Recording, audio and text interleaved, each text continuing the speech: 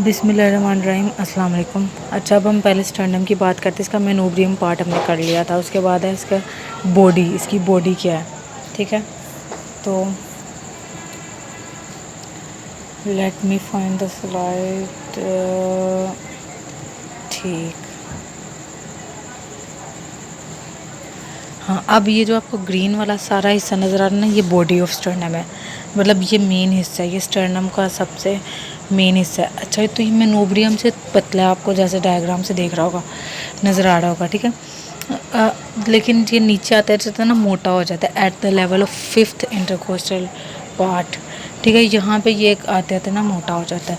बहरहाल, तो ये बॉडी ऑफ स्टर्नम है और ये रफली रेक्टेंगुलर शेप में है। मतलब ये नहीं कि अपने एनाटमी में हम किसी चीज़ को कह रहे हैं ट्रायंगल है या फ्यूजिफॉर्म है या सर्कुलर है या फिर क्वाड्रिलेटरल है, तो इसका मतलब ये नहीं है स्केल से बैठ के सीधा एग्जैक्ट वैसी आइडियल सी शेप बना दी गई है, नहीं। यहाँ पे रफली यहाँ पे बातें हो रही हैं, चीज़ें, ठीक है। होंगी कई एग्जैक्टली भी हो सकती हैं।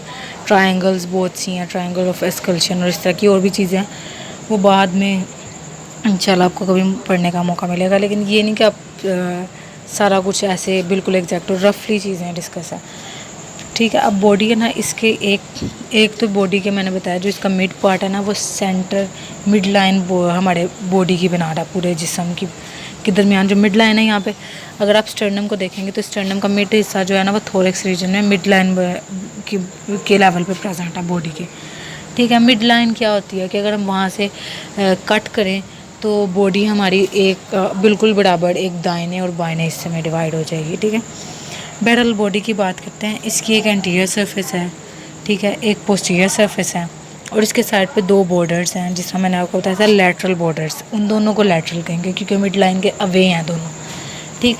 इसके दो एंड्स हैं, एक अपर एंड है जहाँ पे ये मेनोब्रियम से अटैच हो रहा है, एक लोअर एंड है, वो मैं डिस्कस करूँगी अगले हिस्से में कि वो किस चीज़ से अटैच हो रहा है, ठीक है।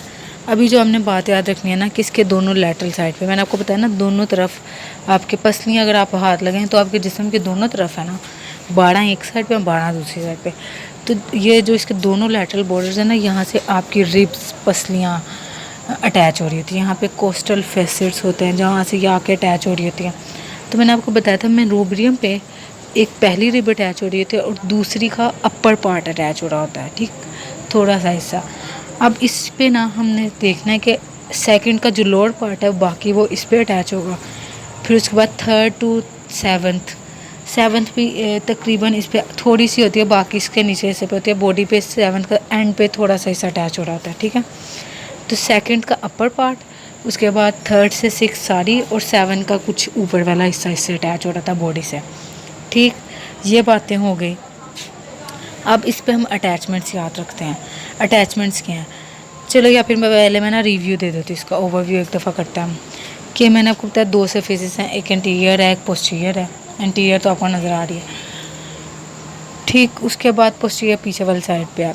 दो इसके बॉर्डर्स हैं, दोनों को हम दो लैटरल बॉर्डर्स हैं।